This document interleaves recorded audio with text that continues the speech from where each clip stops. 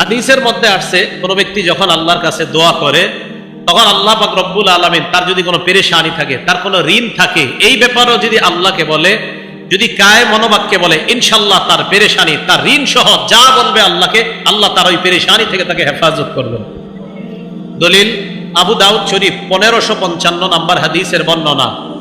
আন আবি সাঈদ আল খুদরি রাদিয়াল্লাহু তাআলা আনহু قال, আবু সাঈদ খুদরি রাদিয়াল্লাহু তাআলা আনহুর বর্ণনা, দাখালা রাসূলুল্লাহ সাল্লাল্লাহু আলাইহি ওয়াসাল্লাম ইয়াওমান আল মসজিদ, আল্লাহ নবী একদিন মসজিদে প্রবেশ করলেন। নবীজি মসজিদে প্রবেশ করার পর ফাইদা হুয়া বিরাজুলিন মিনাল আনসার ইউকালু লাহু আবু উমামা রাদিয়াল্লাহু তাআলা আন, হঠাৎ আল্লাহ নবী দেখলেন নবীর সাহাবা আবু উমামা রাদিয়াল্লাহু তাআলা আন মসজিদে বসা। নবীজি আবু উমামাকে বললেন, ইয়া আবা উমামা, ও আবু উমামা, মালি আরাকা জালিসান ফিল মসজিদি ফি গায়রি ওয়াক্তিস সালাহ। আবু উমামা, নামাজের সময় ছাড়া এই সময় তুমি অটাইমে কেন মসজিদের মধ্যে বসা? এটা তো নামাজের সময় না, এখন মসজিদে কেন আসছো? এর মানে আমার নবীর সাহাবারা বিপদ আপদে পড়লে, পেরেশানিতে পড়লে মসজিদে দৌড়ায় যাইতেন। কোথায় যাইতেন? মসজিদে। তা আপনাদের মন চায় না যে হুজুর নবীজি আসলেন কেন? তার মানে আমার নবীর ওই অভ্যাসই ছিল, নবী তো মসজিদে যাইতেন। হ্যাঁ, নবী, আপনারা তো পাল্টা এটা বলা দরকার, হুজুর নবীজি অটাইমে মসজিদে আসছে কেন? কারণ নবী আর সাহাবাদের কাম কি? কাম তো এটাই, মসজিদে। আমাদেরকে অনেকে বলে মোল্লার দৌড় মসজিদ পর্যন্ত। আলহামদুলিল্লাহ, এটা কয় না যে সিনেমা হল পর্যন্ত, আমগো দৌড় মসজিদ পর্যন্তই। রাগ করেন না, যখন কয় মোল্লার দৌড় মসজিদ পর্যন্ত রাগ হইবেন না, আলহামদুলিল্লাহ সাথে সাথে বলবেন, আল্লাহ এই ভাইয়ের কথাটা আপনি কবুল করে আমারে কিয়ামতের ময়দানে আমারে মসজিদের মোল্লা বলছে, আপনি এই হিসাবে কবুল করে আমারে জান্নাত দিয়ে দিন। এই দেখবেন আজকে থেকে আর কেউ কইব না, কইব যদি জান্নাতি হয়ে যায়। রাসূল সাল্লাল্লাহু আলাইহি সাল্লাম মসজিদে, ওনার সাহাবা মসজিদে, নামাজের সময় ছাড়া। কি তুমি এখানে কেন? সাহাবা বলে, ইয়া রাসূলুল্লাহ, হুমুমুন লাজিমাতনি ওয়া দুয়ুন, হুজুর খুব পেরেশানিতে আছে, অনেক ঋণে আছে, এজন্য মসজিদে বসে রয়েছে, মনটা খারাপ। আল্লাহ নবী কয়, আলা উআল্লিমুকা কালামান ইদা আনতা কুনতাহু আযহাবাল্লাহু আনকা হাম্মা ওয়া কাযা আনকা দাইনাক।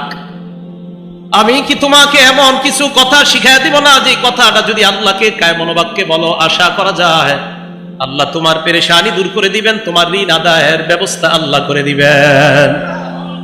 ইয়া রাসূলুল্লাহ, এমন আমলই তো আমার দরকার, যে আমল করলে আমার ঋণ আদায় পরিশোধ সহজ হয়ে যায়, এমন আমল আপনার কাছে জানতে চাই। অনেকে ঋণ নিয়ে আবার ঋণ দিতে চায় না, ঠিক না?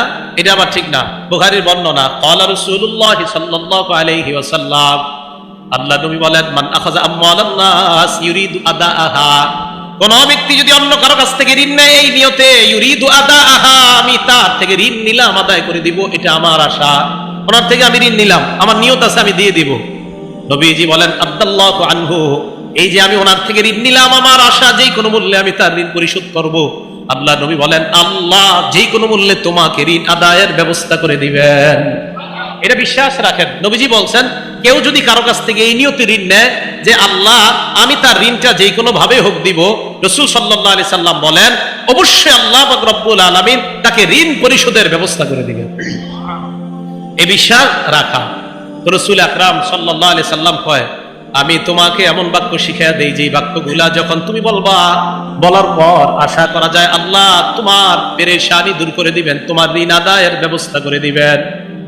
এবার আল্লাহ নবী বললেন, ইদা আসবাহতা ওয়া ইদা আমসাইতা, যখন তুমি সকাল করো, সন্ধ্যা করো, এর মানে ফজরের নামাজের পর, মাগরিবের নামাজের পর তুমি এই দোয়াটা পড়বা, আল্লাহুম্মা ইন্নী আউযু বিকা মিনাল হাম্মি ওয়াল হাযান, হে আল্লাহ আমি আপনার কাছে পানাহ চাই, মিনাল হাম্মি, হাম্মুন শব্দের অর্থ পেরেশানি, ওয়াল হাযান মানে দুশ্চিন্তা।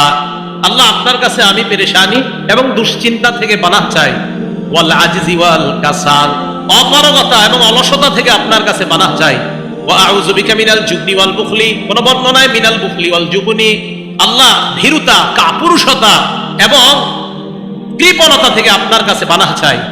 ওয়া গলাবাতিদ দাইনি, আরেক বর্ণনায় ওয়া মিন গলাবাতিদ দাইন, ঋণের প্রাচুর্যতা, ঋণের আধিক্যতা থেকে আপনার কাছে পানাহ চাই।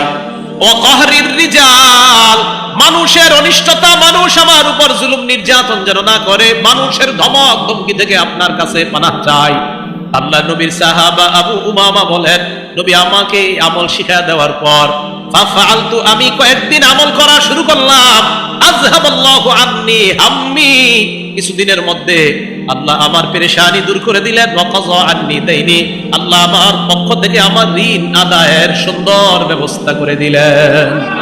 আমি এই দোয়াটা করতে লাগলাম, নবীজির শিখানো দোয়া আমি কিছুদিন করলাম, করার পর দেখলাম আল্লাহ পাক রব্বুল আলামিন আমার পেরেশানি দূর করে দিছে, আমার ঋণ আদায়ের ব্যবস্থা আল্লাহ করে দিয়েছেন।